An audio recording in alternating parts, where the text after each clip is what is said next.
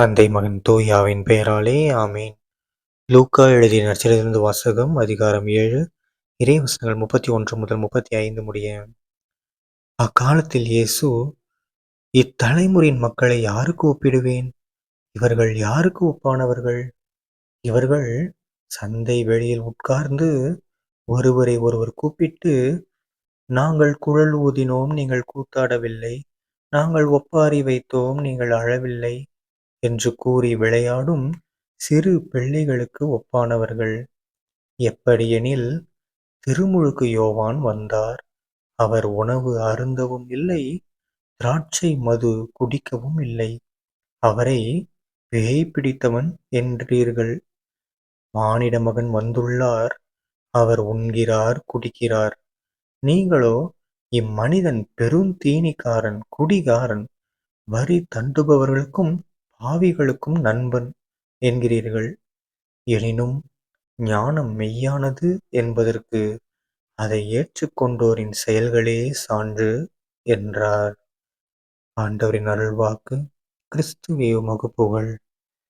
அன்பார்ந்த சகோதர சகோதரிகளே, இன்று பொதுக்காலம் 24ஆம் வாரம் செப்டம்பர் 17ஆம் தேதி 2025ஆம் வருடம் புதன்கிழமை. இன்றைய நற்செய்தியில பாருங்க, நம்ம இயேசு கிறிஸ்து ஆண்டவர் நமக்கு செம்மையான ஒரு விஷயத்தை எடுத்துரைக்கிறார். என்னது? ஏன்டா சின்ன பசங்க மாதிரி பண்றீங்க? இப்படி பண்ணா அப்படிங்கிறது, அப்படி பண்ணா இப்படிங்கிறது. ஓகேங்களா? அதுக்கு உதாரணமா என்ன சொல்றாரு? திருமுழுக்கு யோவான் எதுவுமே சாப்பிடல, திராட்சை மது குடிக்கல. அவரை பார்த்து பேய் பிடிச்சவன் அப்படின்னாங்க. நானே எல்லாமே சாப்பிட்றேன், என்னை பார்த்து பெருந்தீனிக்காரன் அப்படின்றாங்க. ஸோ ஏசப்பா இதன் மூலமா என்ன சொல்ல வர்றாரு? நம்ம வாழ்க்கையில இதை நம்ம அப்படியே நம்ம வாழ்க்கையை கொண்டு வருவோமே. ஏதாவது ஒரு கெட்டது நடந்தா என்ன பண்றது? கடவுள் என்னை இப்படி சோதிக்கிறாரே, கடவுள் என்னை இப்படி பண்றாரே அப்படி அப்படின்றது. நல்லது நடந்துச்சுன்னா, நல்ல வேலை, என்னோட அதிசயம், என்னோட ஞானத்தால, என்னோட அறிவுனால, என்னோட புத்தினால, என்னோட படிப்புனால, நான் பண்ண ஹார்ட் ஒர்க்னால எனக்கு நல்லது நடந்திருக்கு அப்படின்னு சொல்லி பெருமைப்படுத்திக்கிறது.